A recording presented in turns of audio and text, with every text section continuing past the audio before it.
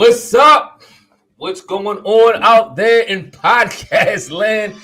This is hold up. See, okay, here we go.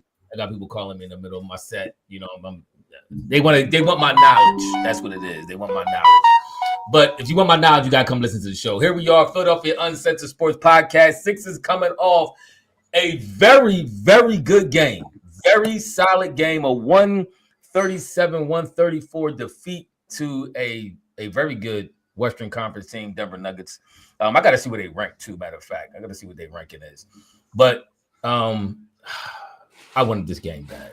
I wanted this game so bad. I could feel it. I could taste it. They're actually number 4 ranked team. I could feel it. I could taste it, man. Maxey played exceptional. We had actually a lot of dudes on the team played well today. Yaba played well. Oubre played well. Oubre's been playing well. Him and Yaba actually been playing pretty good for the better part of the last 2 weeks. Maxey's been incredible. He's been absolutely incredible. He is him. I think, you know, some people in this comment section owes Maxey an apology because I remember just about a month ago when Maxey wasn't playing too well. He was struggling from the 3. I had people, oh, man, we need to look in that direction. He not him no more. He not daddy. Maxey cheeks and all this stuff like that.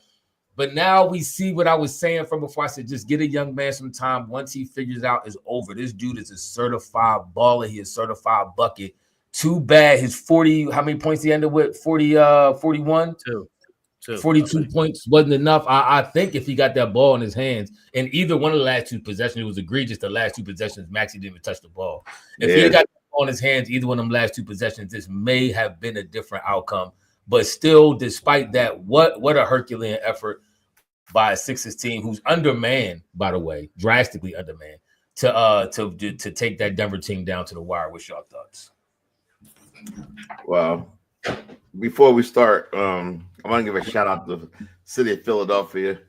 Right now, anybody going through a lot. I know a lot of the people that's on here, they from Philly, and we had like a local airplane accident.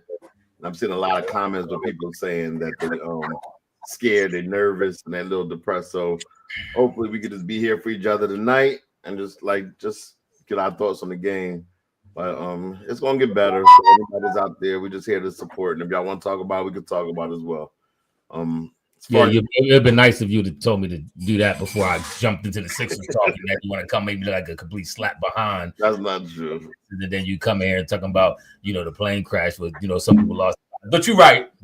But I wish you would have said that before we went on the air. But thank you. Oh, you go. My bad. But as far as the game go, a lot of folks got a chance to watch the game, take your mind off of things. And what I will say is, I like this team, yo. I really like these young boys playing. Because if y'all recall, remember, these types of games, Embiid is struggling up and down the court towards the end. He's out of shape. We gotta keep subbing. This is just you ain't see nobody out there struggling. These young boys was out there just hooping, going up and down the court. Crazy thing is Jokic 7 foot. He ain't even struggling out there. I think he played the most minutes, him and Jamal. And it was just more so we just was watching good basketball. And we were completely undersized tonight. But Maxey did his thing. And our boy Eric Gordon, that's the key. Man, we kept saying we needed shooting. And the boy Eric Gordon came in. He's been hitting big baskets for us when we need it. Yes. So proud of this team. Right now, the Sixers, they're in a 10th spot. They're in the 11th spot. They 1 game away from the play-in. So it ain't over yet, y'all. We got this. I agree. Man, Herculean effort by the Sixers tonight, man. Maxey showing he's him, man. I don't see Phil Evans on here tonight. He the Maxey hater. So is MOTC. MOTC, thank you for asking. We good, and along with everybody else. But he call him out too. Go ahead. But yeah, MOTC definitely. He talking now. Telling Tim that's not true. He would have cooked Jokic. I like Justin Edwards is developing nicely too, man. I want him to continue his development. I don't know. Maybe it would have been a different game with Paul George on the fence because on the floor because we really lacked defensively this game. They shot 62% from the field and like 52% from the three. Even though we shot 50 from both, 62% from the field is insane. I think they should have had Bona play a little more because I like the defensive effort. You see when he was on the floor, he turned a couple of shots away, and they even hesitated to attack the middle when he was on the floor. So we do need a shot blocker. Sixers need a defender because Drummond not playing nor Joel Embiid. So and Yaba's kind of undersized. So defensively, we really was hurting tonight. Paul George is a defender though. We could have used him. Maybe the ties would look a little better just with him on the defensive end. So Maxey is him. He balled. But we do need, if not Paul George, a player like, I don't know, they also about trading Paul George, but having Paul George back on the floor with Maxey will probably boost the Sixers' chances a whole lot. I don't know when the Joel Embiid is coming back. I don't even care anymore about the Joel Embiid saga. It's day in and day out. It's really irritating. What we have now is Maxey. Let's go what we have on the floor. That's all. No, I agree with a lot of that. I definitely, in my mind, have moved on from Joel. I think the Sixers as a team have in their minds moved on from Joel. They're not looking for Joel to come save nobody, to come in, Willis Reed type stuff, limping on the court, getting blocks and rebounds and points. It ain't happening.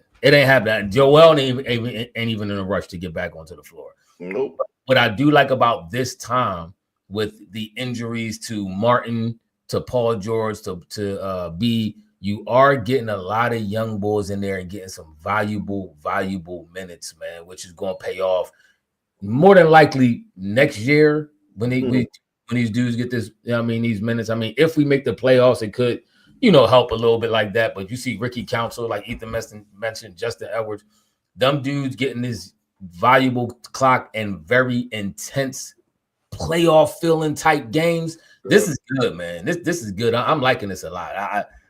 Tim mentioned the bull. What's his name? Gordon. I got to give Gordon props. Them deep threes that bull be.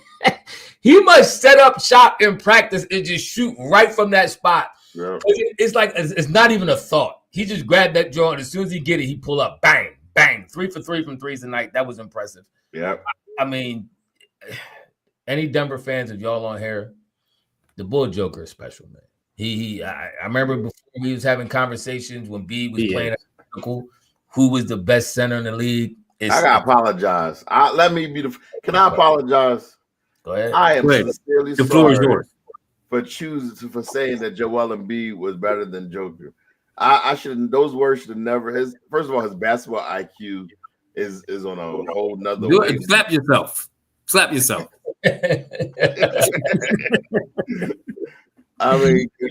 it's your guy, when it's your guy, you want to give him the most props. But just watching Joker, granted, he was playing with somebody that was 6 inches shorter than the entire night. Like everybody was taller. He was taller than everybody every time he was on the floor, like significantly taller. Like I think Yaba's 6'4", he's 7 foot tall, so he had a severe disadvantage. But I see MOTC said when Joel is healthy, Joker still is just a better, like the passes he made, no look passes, getting his players open. I'm looking at it now. He finished with over 11 assists. Yeah, 13, didn't he? Yeah, he had 13 assists. 28 points, 13 assists, 9 rebounds in 37 minutes. And it wasn't a struggle. That was just a cakewalk for him. So Joker, he is one of the top 3-4 players in the league. It ain't about glazing. It's about You respect it. About respect. Yeah, I know you're feeling hurt because Joel Embiid is nowhere to be found. He MIA, his knee swollen, his back hurt, and he got a bad ankle and his ego is bruised. I know you mad about that. Yeah. And I'm disappointed about that as well. But real recognize real and game recognize game. Joker came up huge for them in the fourth quarter. Matter of fact, I don't even think he had 20 going into the fourth. He had like 2 clutch threes coming down the stretch with irritated the mess out of me. He had some passes. Listen, but the offense goes through him. That is only as good as he is. Mm-hmm. And that dude is legitimately carrying his team. He's not a 3-time MVP for nothing. He may even win a fourth. This is crazy.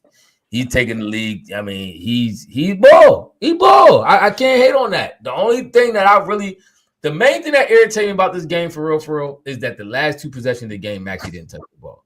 He got a dude who got 42 points and I mean, it can't miss. For real, I'm gonna keep it a beam.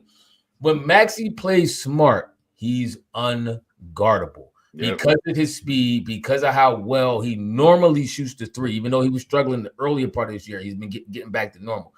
How he normally shoots the 3 and how fast he is when he plays smart, he's virtually unguardable, and we've seen that tonight. How he doesn't touch the ball in them last 2 possessions, that really got me a little irritated. Phil Evans, you back?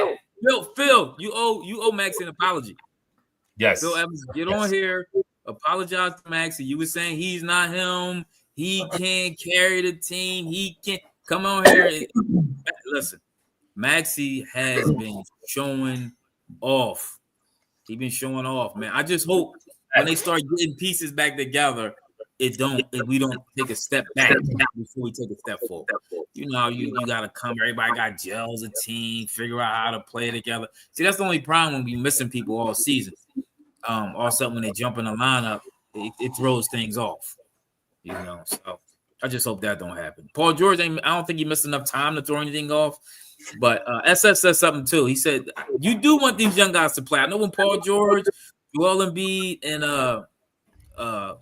what's the other guy's name? Caleb Martin come back.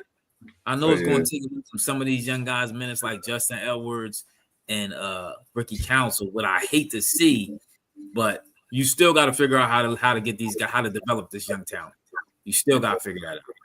No, I agree. SSB Label said, you know, Joker should have been crushing. He's playing against a rookie and a power forward, and the players playing center tonight. I agree, but let's not act like this is a aberration game for Joker. Let's not act like this is a one-off. Exactly. This is him. This is who he is. Let's be clear about this. Go look at his stats for the last 5 years. This is who he is. He's a very good 3-point shooter for a center. His field goal percentage is always above 500. He gets rebounds consistently, gets assists consistently. The only thing you could ever blame or call Joker to task for is his defense is a little suspect, and it's not for real. It's not because of lack of effort. It's because of lack of athleticism. He's just not fast. But man, that boy's a baller, bro. He's a baller. Robert, thank you very, very much for the super chat. He said, hope that started going on. Tim, you got to put it up on my screen because the comments knocked it off my screen. But as soon as Tim posted up, there you go. He said, hope y'all okay, man. Just spoke to my brother home back in Uptown Philly, and he said that the plane crash in Northeast Philly looks crazy. Be blessed. Yeah, that plane crash is wild. That Tim should have opened up the show talking about the plane crash. But he allowed me to open up the show, then backdoored me and started talking about the plane crash. But in all seriousness, that's sad, man. It's a lot of turbulent things going on in the world right now in general. We had the helicopter plane crash in Washington, and then we had the one here, in Philly. So it's definitely, concerning for what's going on, man. Prayers out to everybody. That's on some real before we even, get into sports, man. People lost their lives. That's sad. I know. So hope everybody's safe, man, and we like Tim said, we at least try to offer a little, comfort and some break from the craziness. But by all means, if y'all want to talk about it, we could definitely talk about it. But yeah, listen, go ahead. Joker was drafted after Joel Embiid and played almost double the games. No, Joel Embiid was drafted 14. He was drafted 15. Okay. But remember, Joel ain't played for 2 years because I don't know what he was doing, but didn't he re-injure his knee or his foot or something like that? Yeah, he bent the screws and he messed himself up, and so he had to he bent the screws that was inside of him, so they had to reset it and everything. That was in his foot, right? In his foot, yeah.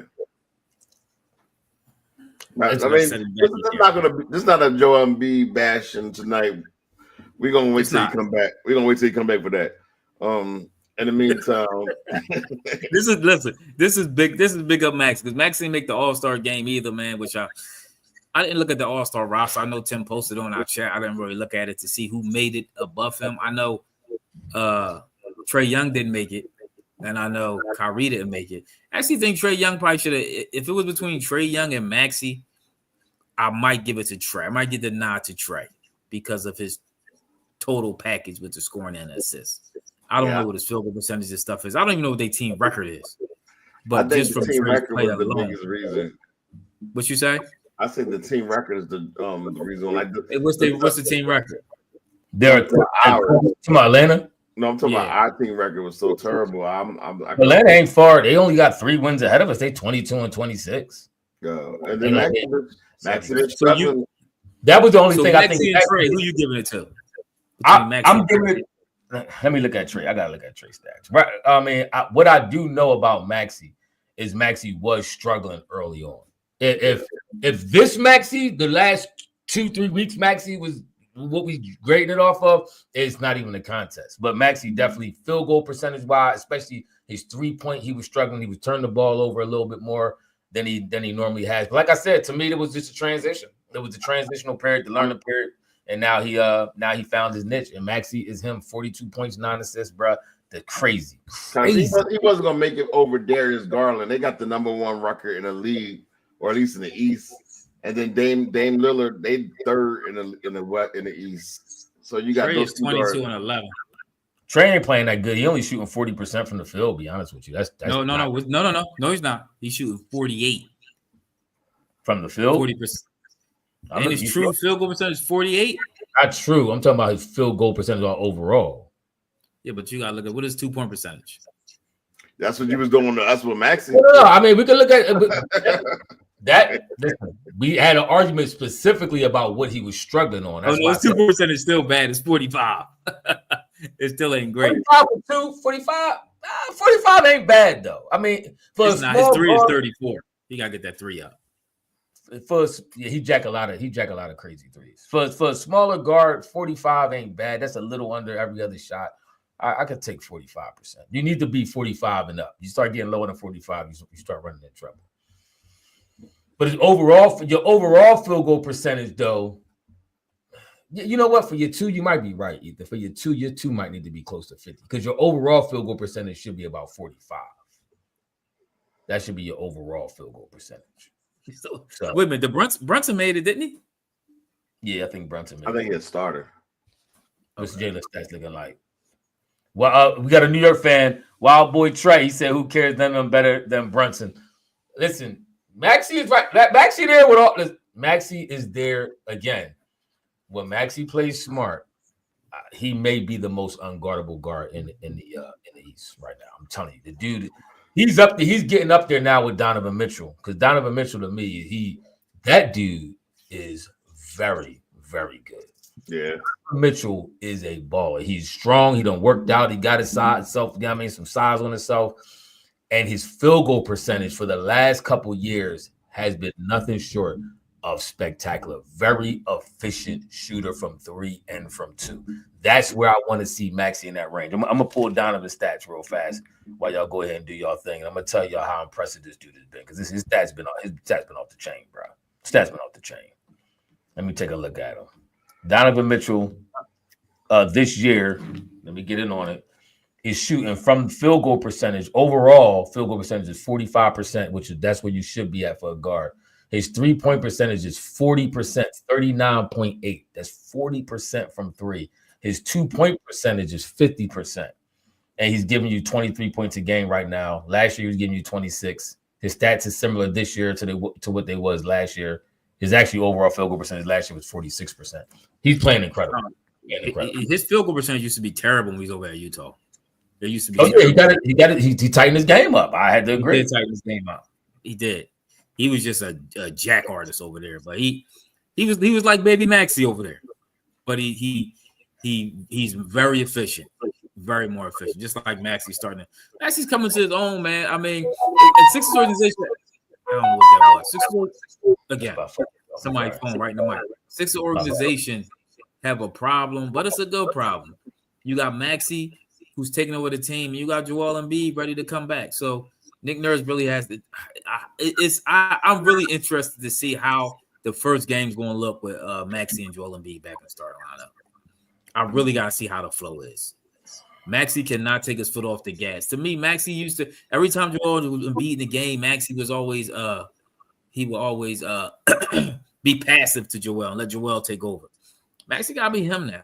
It's his turn. Yeah. I think he will, turn, man.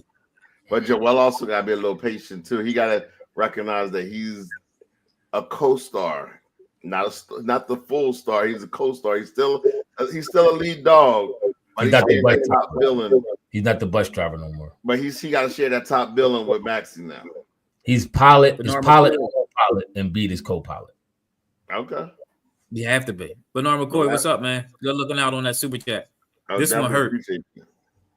If we just had a center like Bam or Eaton, there you go, Tim.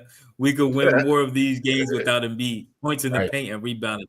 We're supposed to have, you know what? Drummond will help a lot too, to be honest with you. I don't know what's going on with this dude, but even Drummond will help. He got, but Tim is all on board with that Bam and Eaton. Hey, just real. It depends how your team is constructed. He said if your best player is smaller than 6'3", you're not winning nothing. Now, don't get me wrong. I know when people make that comment, the first thing people say is Steph Curry and Isaiah Thomas, the real Isaiah Thomas. Even though I did like a little, Dawson Celtics IT. The thing is, both of those teams, they were great players, but both of those teams were built right for them. You just like now we seeing, in my opinion, another team that's going to win a championship this year with somebody in the 6'3", and their best player is Cleveland. Donovan Mitchell. He's only the 6'1". Him and Maxey like the same exact height. They will win the championship this year more than likely because of the way they're built. If you build a team properly, you can win around anybody.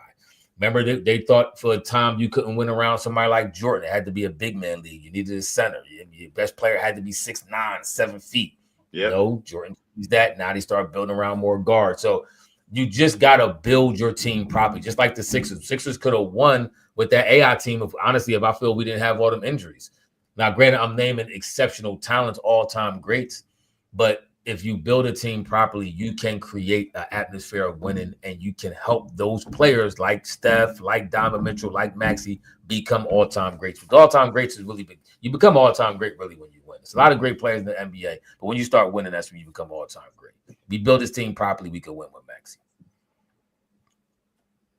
Yes, who's the best player? You think Mobley is better than Donovan Mitchell? I like Mobley. Mobley's a ball. He gives you offense, defense.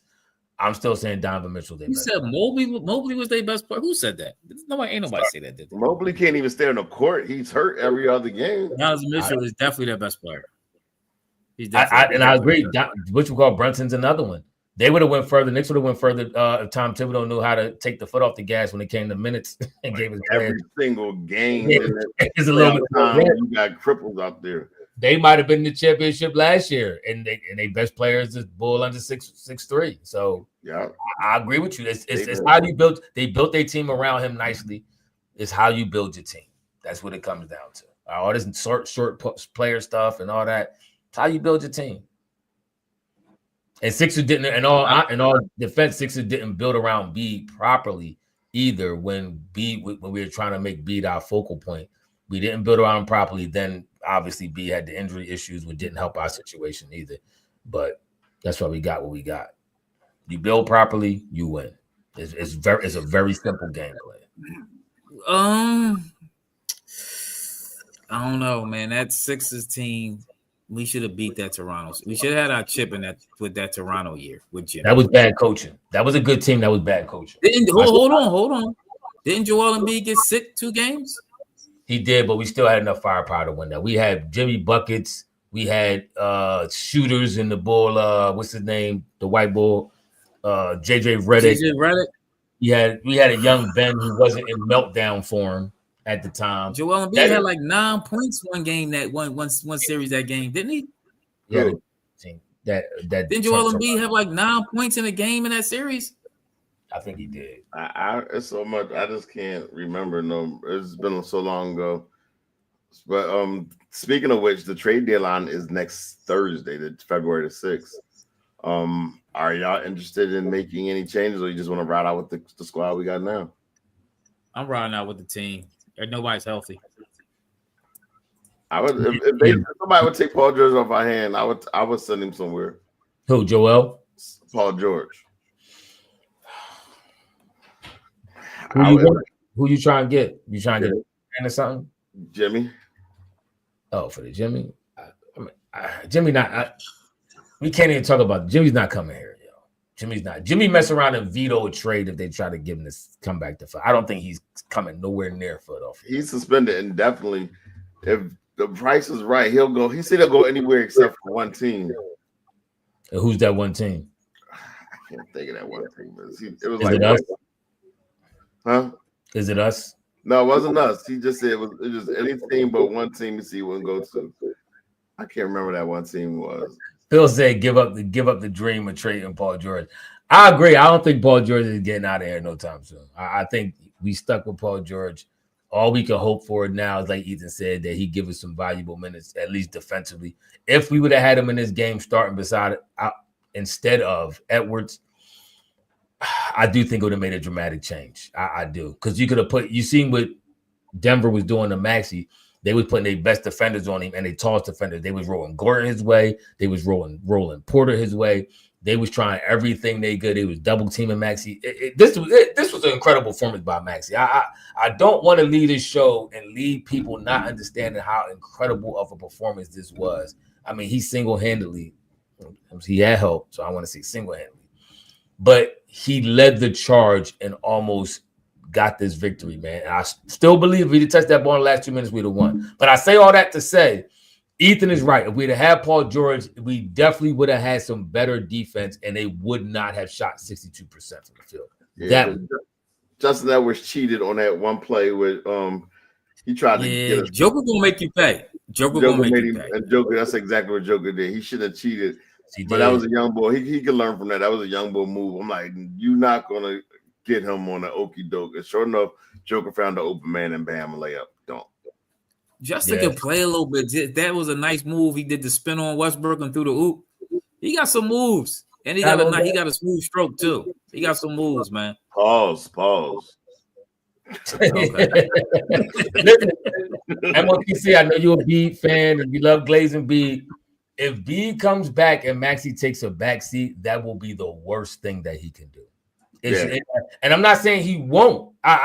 Maxey's honestly, I don't really think he will at this point. I think Maxey understands who he is. He like the bull lethal shooter. He understands it now. So I think Maxey understands who he is. So I don't think he will.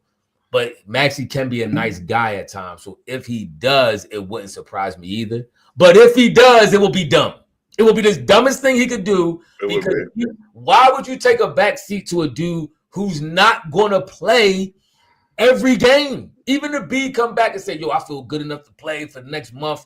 That next month, he's still going to play half the games. He's still going to sit a dog on there every other game. He's still not going to play back-to-backs. So why would you relinquish the reins to somebody who's not really going to be there? That would be the dumbest thing you could do. And if the coaching staff even recommended that he do that, that will be foolish on their behalf. But I don't think none of that's going to happen. Beat is done, MOTC. You got to come to realization. He's cooked. His knees is bad. His ego is fractured. He's done. He's not going to be the same Joel Embiid that we saw last year, the year before. He's gone. Bye-bye. Don't look for him no more. I'm telling you. Or he may not be totally done, but it's going to be a new normal for him. He's slow cooking. He's slow cooking right now. He on a roaster. You ever see the pig on a roaster? That's Joel Embiid right now. He's slow. I'm not gonna go as far as they are going to say he's like cooked and he's done, because I still think his presence. Oh, you not? Okay. Go ahead. I gotta hear this. His presence is still valuable. I mean, when he's on the court, he has a presence. I told you we could work it. We could work with both of them. I told y'all about 4 years ago, and let me cook. Everybody was still high and riding on the Ben Simmons could be the next LeBron. I said to y'all on this very podcast, he will be forever who he is or worse. He will never reach nowhere near LeBron James status. And guess what? I was right. I then came on here and told y'all back in 2021. He was right one time in 4 years. Go ahead. Then in 2021, I came and I said Golden State will win the NBA Finals and Steph Curry going to win MVP. Told y'all that. Y'all ain't listen to me. Boston came in, won one game. Y'all, oh man, Boston, look at that. I said, nope, Golden State going to win. Steph Curry going to take the series over. Going to win. Well, look what happened. They won. I'm telling y'all now, 2025, January 31st, Embiid is done. The Joel Embiid, I'm telling you from here, I guarantee you, when Embiid comes back, the most he's going to average is around 21, 22 points a game. That's not done. That's good. That's solid. He's not at very best. At very best. And you're only going to get him because you're going to get a lot of free throws. The Joel Embiid, y'all know, catching oops off the rebound, off the backboard and all that stuff. He's done. Or the quick spinning bead and all that, the Kim Olajuwon moves. He's done. Get it through your heads. This is Maxey's team. We are in a new era. This is the Tyrese Maxey era. Embiid is done. I'm telling y'all. Yeah, what you say? Best quarterback in the league. Oh, yeah. And where he at now? Where is Jalen Hurts at now? So let's go back to there. I also told y'all Jalen, my young boy, me and Tim. I give Tim props because Tim was on. I'm the only one that didn't waver. Go ahead. No, I didn't waver. I was critical. And I told y'all, first of all, let's keep it in mind. I don't want to get too far off basketball because we could talk about the Eagles too. Jalen Hurts has been in a different offensive system every year. He's probably one of the only quarterbacks to win as much as he does. I gotta look at that stat. As much as he's did, get another one next year too. Yes, he is, and he's got a new offensive system since college. He's been in the new offensive system every year, and he's still in 2 of 3 Super Bowls. What does that tell you? That tells you this dude is special.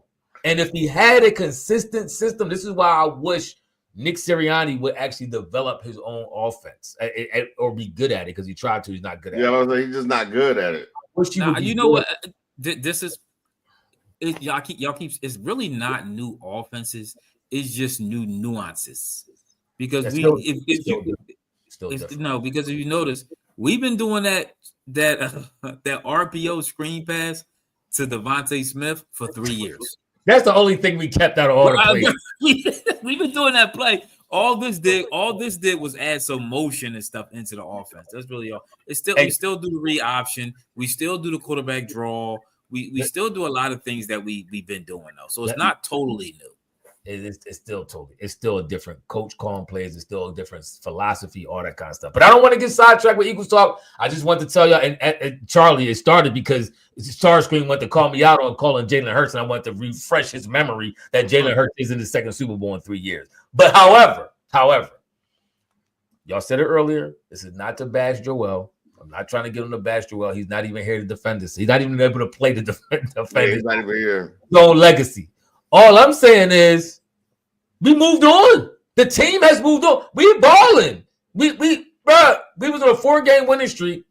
The teams we beat were legitimate teams. And we barely lost tonight. Best team in the NBA. Lakers, number 5 seed. Denver, the team we just lost to, took them down to the wire, depending on a couple calls and plays here and there. We could have been winning 5 games in a row. We official now.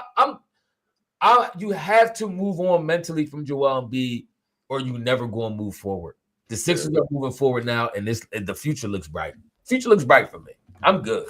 Yeah, package Joel Embiid up with something and get him up out of here. I don't. If I can get something for Joel Embiid, I'm trading. I'm telling you that right now. If it's something on the market, I can get something nice, a nice little deal.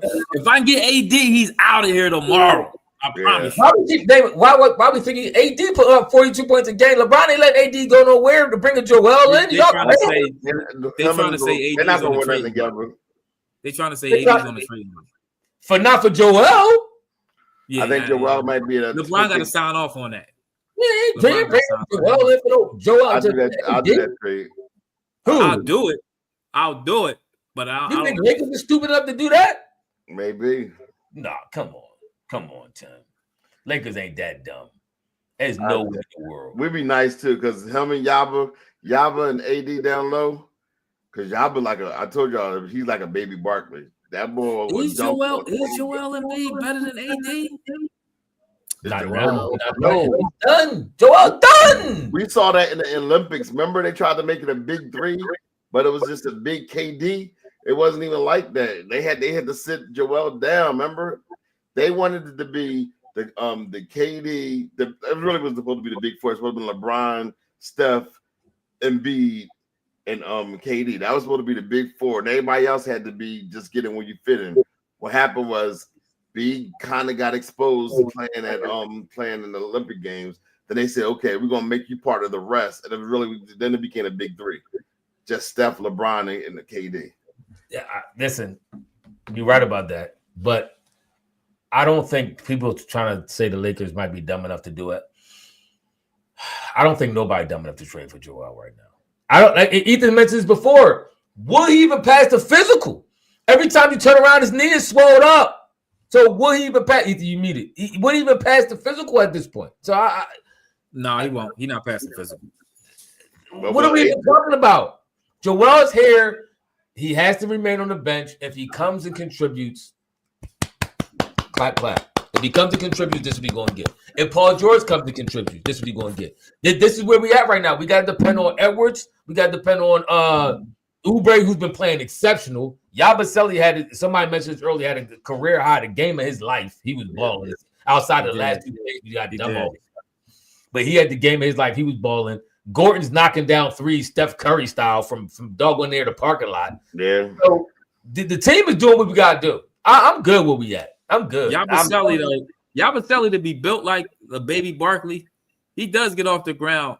He might be built like a little Oliver Miller. He gets off the ground exceptionally well and quick. He probably take me by surprise. He'll dunk on you fast. He would. He gets off. I don't even know what is his height. Is he 6'6", 6'5"? He's like 6'4". He like 6'6", I think. They said without shoes, he's 6'4". That's what they say. Who told you that? Yeah. Who told you that? Who took his shoes off? Tim coming up with. I'm telling you, he's not that tall. Tim, you took his shoes off? I did. Okay. Hey, yo, that was wild. Yo, they say he's 6'8". They saying Yaba's 6'8". 6'8", 265. He actually very 6'8". How tall was he when he dunked on LeBron? I gotta look at that video again. When he's standing next to Bron, what did he look like? Like 6'4". We'll give y'all Josh Hart for 80 first round draft picks. I actually do like Josh Hart. He a baller. I don't know why against us. All of a sudden he turns to Hakeem Olajuwon. He get 20 rebounds every time he plays. We should have traded to Minnesota when we had a chance and got Towns. That'd have been a nice trade for us. Towns would be perfect here right now. Towns right now, he'd be perfect for the Sixers. And he loved Philly too. Well, at least where is he? Any from Philly somewhere or Jersey? They like somewhere in Jersey. No, the way he talked, he definitely from Jersey. Who? He from Cherry Hill. Yeah, he does not talk like no Philly boy at all. Who y'all talking about? Carl Anthony Towns. Oh yeah. He's from either Mount area or like you said, Jersey or something. No, it ain't Philly. His voice is way too high pitched. But I mean, listen, it was a good game, man. Actually, Jamal Murray actually had a great game too. I'm looking at his stats. He couldn't hit a three to save his life, but he had 31, shot 54% from the field, 11 assists, 6 rebounds. Jamal Baller. Denver, they always a threat. When you got a good group of players on your team like that who won before, who know how to play together, a consistent unit, they always going to be a threat. This is why I'm so impressed by this game too, because that Denver is a good team, man. They're not slouches by no means. They are a good team. But this game was impressive though. Defense let us down. We didn't have enough. We didn't have enough. We were small. I still think they should have played Adeem. How do you say it? Bona a little more. I know he's young. I agree. I remember I mentioned him in the chat I mentioned him in the chat. I thought he should have got some more minutes tonight. Oubre actually played the most minutes in the whole game. He almost played 41 minutes. Oubre. He 27 points, 7 rebounds, 5 assists. He was 56% from the field, 50% from 3. How many turnovers did he have? Because he was out of control a little bit. He had 3 turnovers. That ain't bad. Maxey had the most on the team with 5, but he had the ball in his hand the most, so I give him some leeway on that. Whatchamacallit, Jokic actually had 6 turnovers, and Westbrook had 6 turnovers too. But real quick, what you think about Adam Silver came on somebody podcast talking about he wants to see the NBA go to 10-minute quarters. What you think? I'm not mad at that.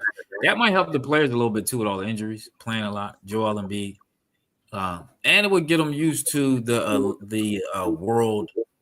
Is it the world style? Now, see, this is another question. Since the NBA basketball originated here, right? So, should they be playing more like us, or we play more like them? Yeah, who came up with these world game rules? That's what I want to know. Like, how did they originate so much differently than the NBA? Even like the goaltending, you can smack the ball off the rim and all that kind of stuff like that. So you can stand up and you can stand on the paint. What I will say is they did change the court setup. Remember before in the first Olympics, it was like that at the free throw line was like that pyramid type setup. Yes. They did kind of go back to how the NBA kind of has it now, which I like because I thought that pyramid setup was kind of dumb.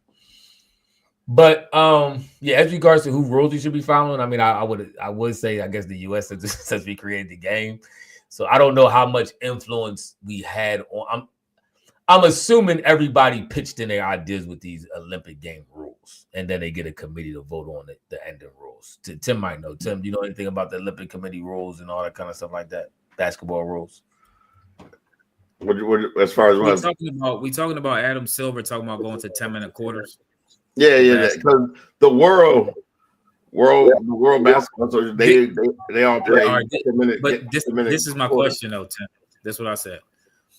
Since we created basketball here, right? Why are we bending to the world rules? Shouldn't they be bending to the originator rules, which is ours? No, because when they play according to what the Olympics. When the Olympics every 4 years, they play that certain rule. The Olympics is all the countries agreeing to this set of rules. Everybody plays according to those rules except for the NBA. The NBA, we do our own, do 12-minute quarters. But the world is based off of what's in the Olympics. So should we play like the world? Should we start changing our rules to play like that? The United States is only represent what 4 or 5% of the entire population. We can't just we make all the rules for everything. We already do it for. No, what I'm saying is the game originated here, though. That's what I'm saying. Don't matter.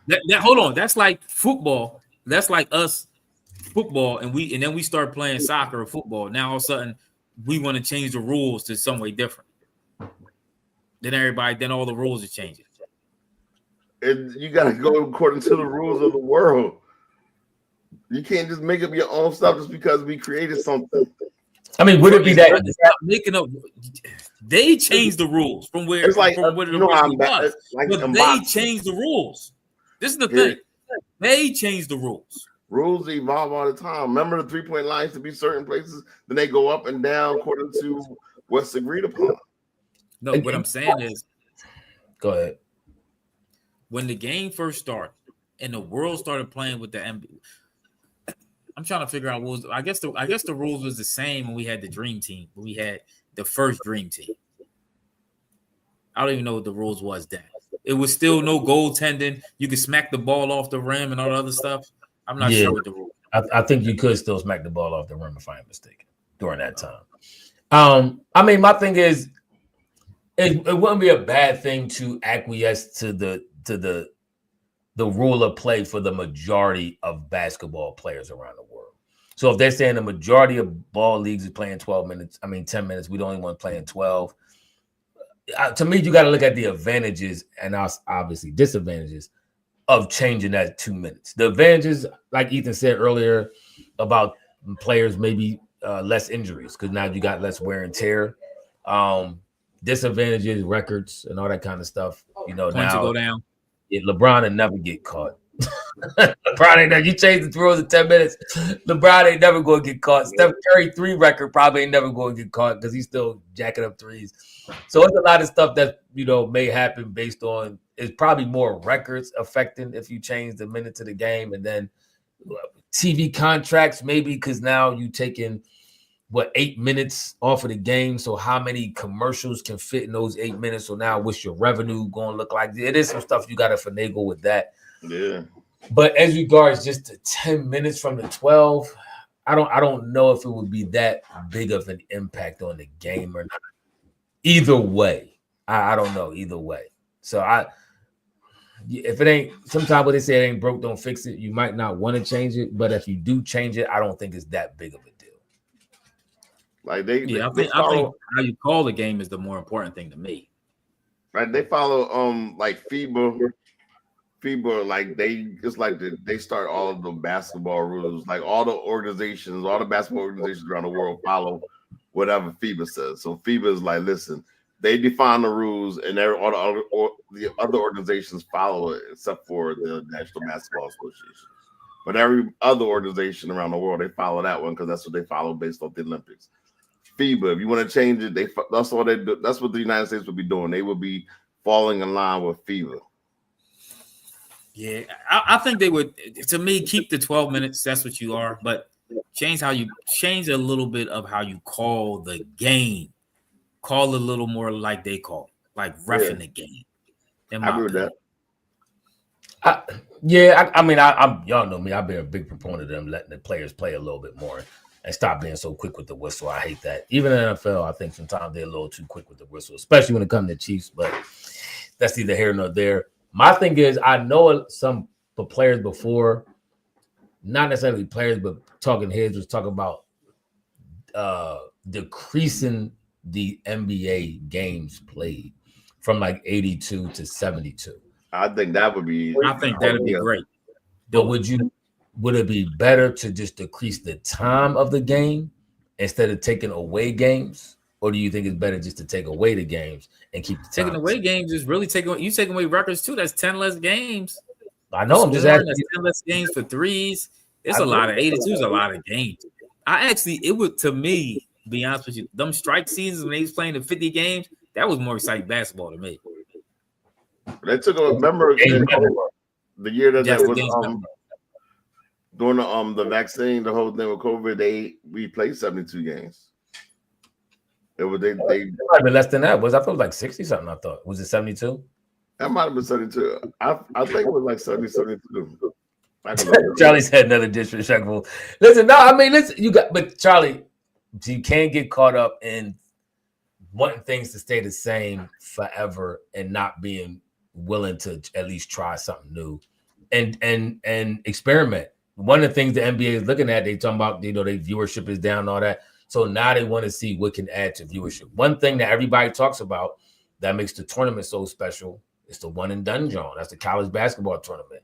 It's so hype and it's so much emotion and passion because everything is riding on this one game. Now, am I saying take the playoffs down to one game? No, I'm not saying all that. I do like the series, the NBA series. But if you did lessen the schedule, like Ethan mentioned, it will make every game a little bit more important. Let's say and I'm not saying do this. Let's say you took the schedule down to 62 games.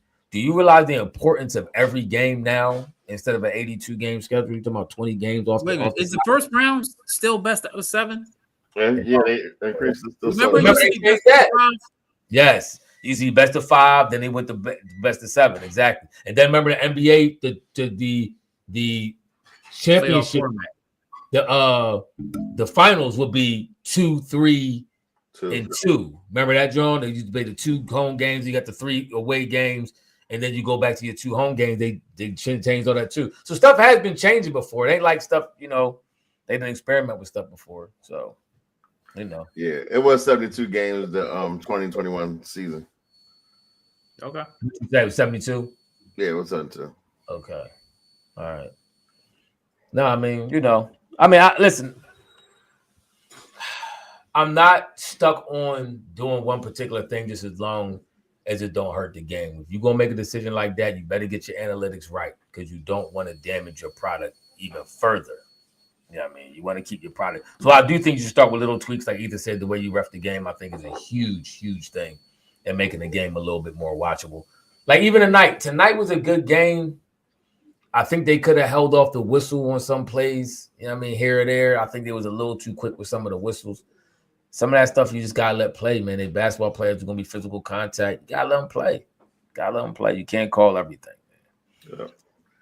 All right, so on Sunday we'll be back. We have another game Sunday. Y'all remember who we play? No, we play.